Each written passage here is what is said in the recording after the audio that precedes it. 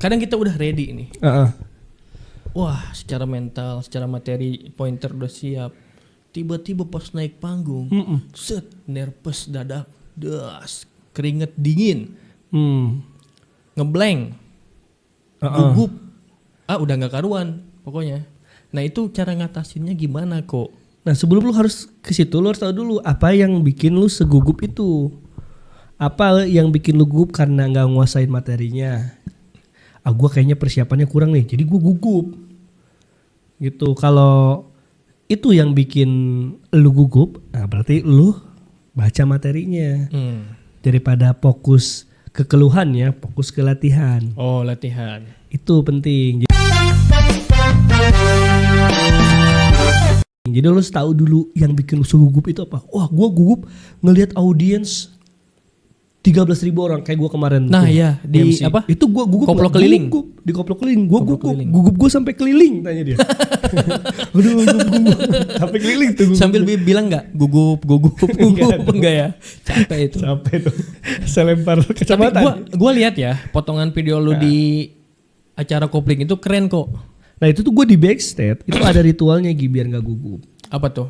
Nah ritualnya gue tuh tarik napas sama ketemu gugup. Gue malu nggak serius.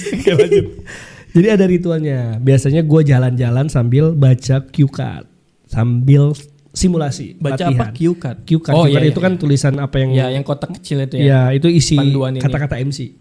Nah gue latihan dulu tuh simulasi di backstage sambil nyoba tipis-tipis, sambil gue kombutin sama LO MC-nya. Ini gini bagus nggak ya? Nanti gue masukin. Oh ini bagus.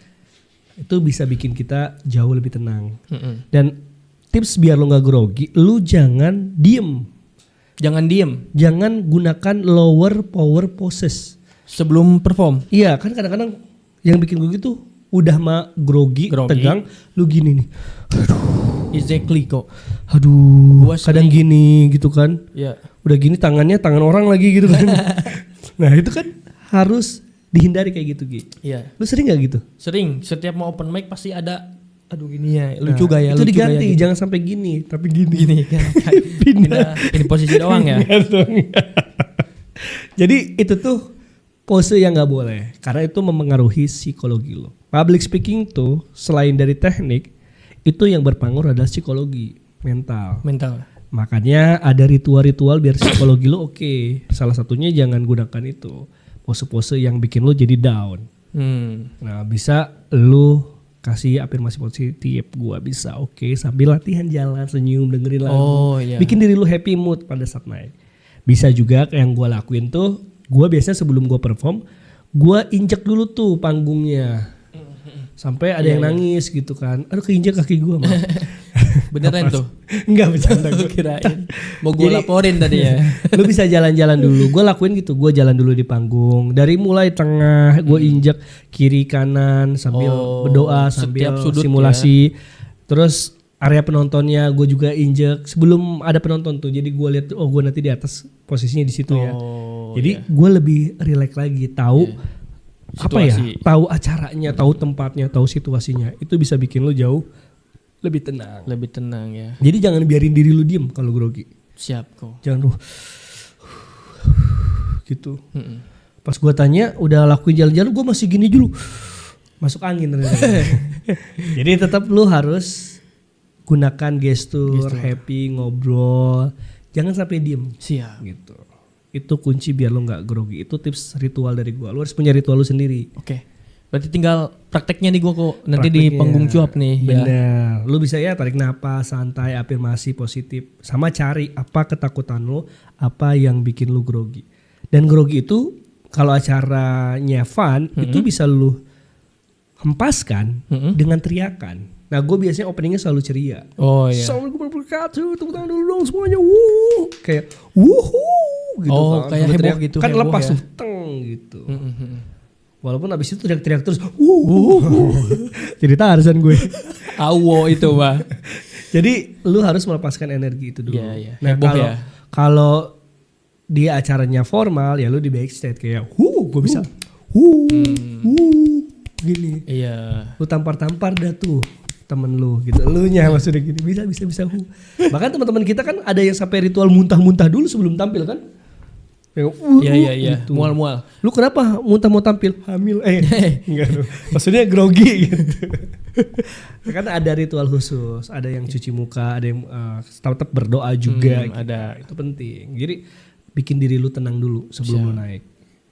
Dan lu cari tahu apa yang bikin lu grogi.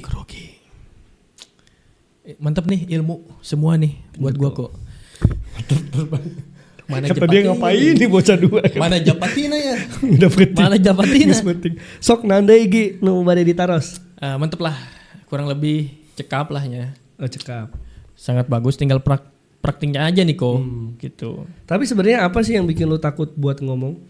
Lebih ini sih takut apa ya? Takut gua berhasil gak ya gitu, lucu gak ya gitu. Oh lu takut penampilannya garing. Bagus apa enggak gitu. Bagus apa enggak, takutnya garing gitu. Nah kalau lu punya pemikiran kayak gitu bagus. Kalau lu punya overthinking, namanya itu overthinking sebelum tampil. Takut dinilai jelek lah, takut dapat penilaian buruk.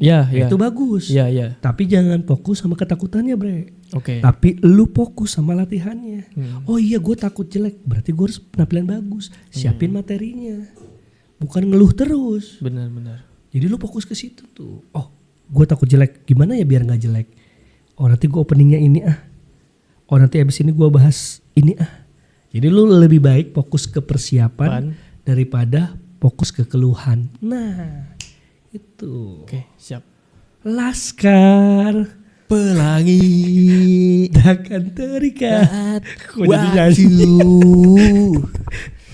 Kok jadi ke situ ya? Gua resenggan.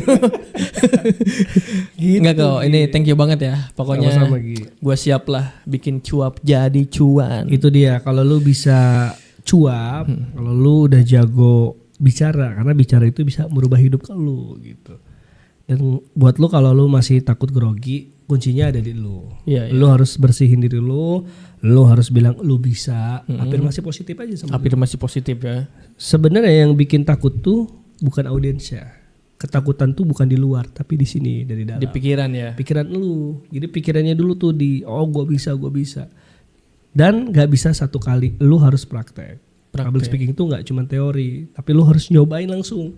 Makanya kita di Jago Cuap punya namanya panggung cuap. Gitu ya. Itu langsung latihan. Lu gua kasih teorinya, langsung praktek. Gini caranya. Dan langsung menghilangkan dan bisa berdamai dan jinakin grogi lu. Wis, kosakatanya, diksinya itu loh, jinakin grogi. Dan sebagai public speaking, kalau kita udah jinakin grogi kita, maka kita akan menjadi public speaking yang punya genjutsu terkuat. Nah, karena public speaking itu harus bisa mempengaruhi orang. Itu kan kalau dari ilmu anime kan lu suka anime. Iya. Perlu genjutsunya tuh. Iya benar. Ilusi ya, memberikan ilusi. Benar, bisa mempengaruhi orang lain. Oke. Gitu. Nanti lu bisa lah. Nanti lu ada momennya bisa bicara di hadapan 13.000 orang. Amin kok. Nah, itu step by step dulu. Siap. Yang penting lu satu orang dulu ya, 2 orang sampai 13.000. Iya sih. Bener ya gitu. Aduh. Intinya kan public speaking itu lu bisa bicara di depan umum. Sebelum lu bisa kenalin orang lain, kalau lu mau pede nih, mau percaya diri, lu harus kenal diri lu dulu. Oke. Gitu. Ini filosofi yang sangat kuat sekali buat Anda Gi. Siap. Terima kasih banyak Marco ya. Respect ini sebesar-besarnya pokoknya ya. Lu Marcel Widianto, respect abangku. Sambil ini. Oh jadi bahas kemana-mana nih udah malam ya.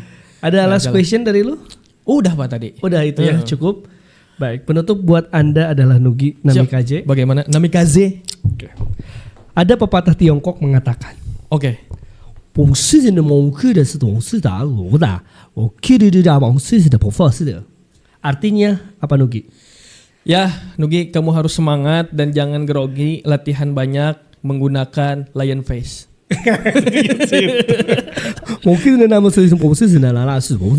artinya adalah pembicara yang hebat tidak ada yang terlahir, semua pembicara hebat adalah terlatih. Mantap. Itu dia. Terima kasih Ugi. Keren banget tuh, gua ulang pepatah Cinanya. Wong Sam ini Wong Sam sa. Beda. Mongsu dan mongsu jadi gitu dong.